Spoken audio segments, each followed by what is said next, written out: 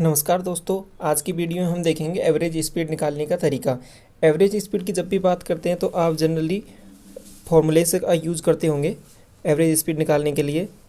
अगर जैसे कि आपको इस डिस्टेंस बराबर दे रखी हो, दूरियां बराबर हों, तो आप फार्मूला क्या यूज़ करते होंगे। आपके पास फार्मूला होता होगा। अब ये फार्मूला यूज़ करते हैं एवरेज स्पीड निकालने का, 2xy upon x plus Y. और अगर स्पीड 3 दे रखी हो आपको, x, y और z, तब आप एवरेज स्पीड निकालने के लिए इस फॉर्मूले का यूज़ करते हैं। आपके पास हो जाता है फॉर्मूला तब 3xyz upon xy plus yz plus zx। Clear. तो इन फॉर्मूलों का यूज़ किए बिना हम एवरेज स्पीड निकालना सीखेंगे आज की वीडियो में। तो वीडियो को कंप्लीट समझने के लिए पूरा देखिए। तो शुरू करते हैं ट्रिक। तो सबसे पहले मैं आपको बता देता हूँ इसमें कि एवरेज स्पीड किस तरीके से निकालेंगे। तो एक क्वेश्चन से समझते हैं। क्वेश्चन अगर दे रखा है आपको कि दो स्पीड दे रखी है, एक दे रखी है आपको 60 किलोमीटर प्रति घंटा, दूसरी स्पीड दे रखी है आपको 40 किलोमीटर प्रति घंटा। और इससे कहा है कि ये समान दूरी तय करते हैं, मतलब ए पॉइंट है ये, ए से बी। तो कोई व्यक्ति है जो ए से बी जाता है 60 किलोमीटर प्रति घंटे से, और बी से ए आता है वो 40 किलोमीटर प्रति घंटे से। तो उसकी एवरेज स्पीड निकालिए। क्वेश्चन ये है।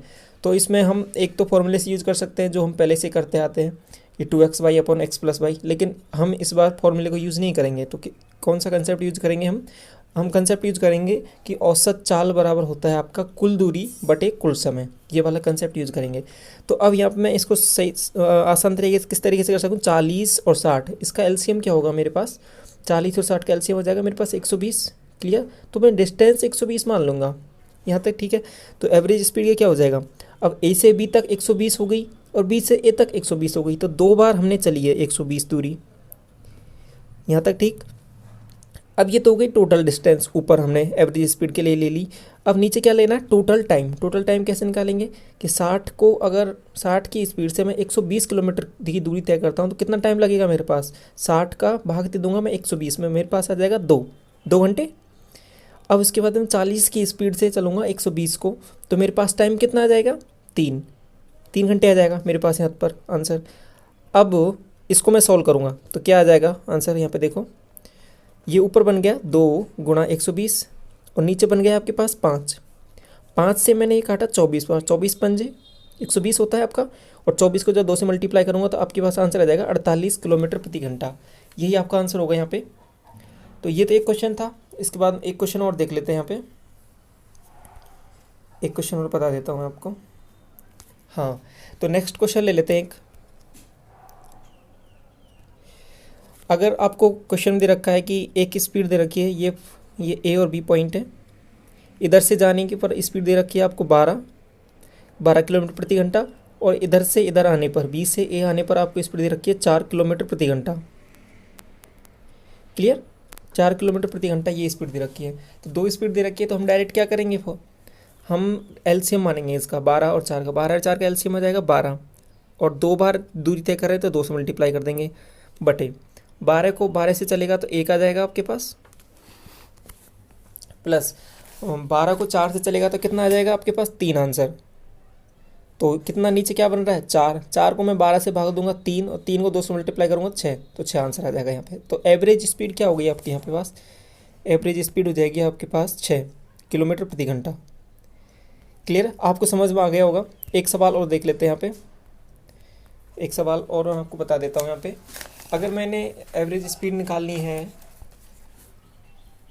अब थोड़ा सा बड़ा क्वेश्चन ले लेते हैं। जैसे मेरे को एक चीज़ दे रखी है क्वेश्चन में, अगर ये एक स्क्वायर दे रखा है, कंप्लीट स्क्वायर है ये, ABCD, ध्यान से समझिएगा इसको। अगर एक स्क्वायर दे रखा है मुझे ABCD, हाँ, अब ABCD में क्या दिया है, आगे ABCD में दे रखा है कि ए से बी तक जाने पर स्पीड क्या दे रखी है, 10 किलोमीटर प्रति घंटा। और बी से सी जाने पर जो स्पीड दे रखी है वो दे रखी है 20 किलोमीटर प्रति घंटा। और सी से डी जाने पर आपकी स्पीड दे रखी है 30 किलोमीटर प्रति घंटा। और यहाँ से यहाँ डी से ए पॉइंट आने पर आपकी स्पीड दे रखी है 40 किलोमीटर प्रति घंटा। तो ये तो आपका क्वेश्चन हो गया। अब मुझे यहाँ पे निकालनी है एवरेज स्पीड। अब आपके पास 4 स्पीड का आपने तो कोई फॉर्मूला पढ़ा नहीं कि 4 का स्पीड कैसे निकालते हैं। 3 का तो आपने फिर भी पढ़ा है कि 3 XYZ upon XY plus YZ plus ZX। तो इस तरीके से आप 3 स्पीड का निकाल सकते हैं। 4 का हमने पढ़ा नहीं, तो इसको किस तरीके से करेंगे, हमारा वही तरीका अभी जो हमने पढ़ा है ऑलरेडी, अभी डिस्कस किया है, उसी तरीके से करते हैं इसको अटैम्प्ट। तो क्वेश्चन मैं आपको इसको छोटा कर देता हूँ, इधर ला लेता हूँ। तो हाँ, अब देखो क्वेश्चन को किस तरीके से अटैम्प्ट करेंगे। हाँ, तो क्वेश्चन में दे रखा है मेरे पास, हाँ ठीक। तो क्वेश्चन में अब मैं एलसीएम देखो यहाँ पे 30 का, 20 का, 10 का और 40 का एलसीएम क्या आ जाएगा आपके पास, 120 आ रहा है क्या, बिल्कुल। तो 120 तो आपका एलसीएम आ गया।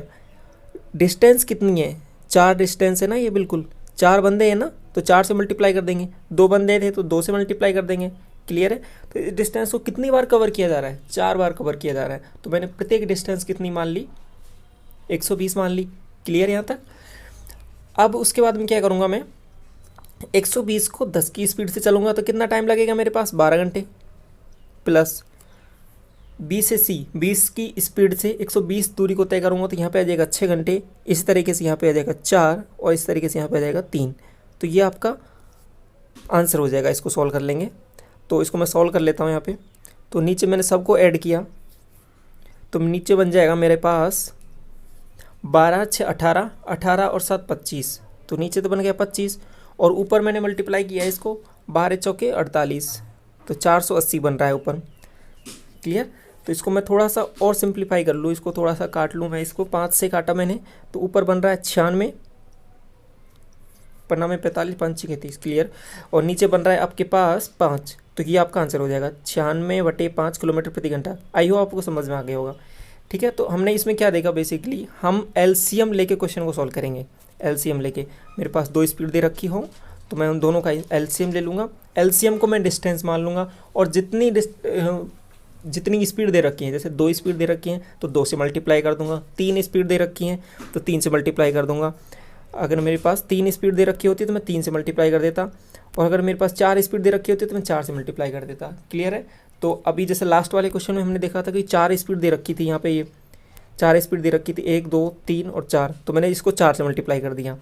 तो ये सिंपल तरीका था एवरेज स्पीड निकालने का।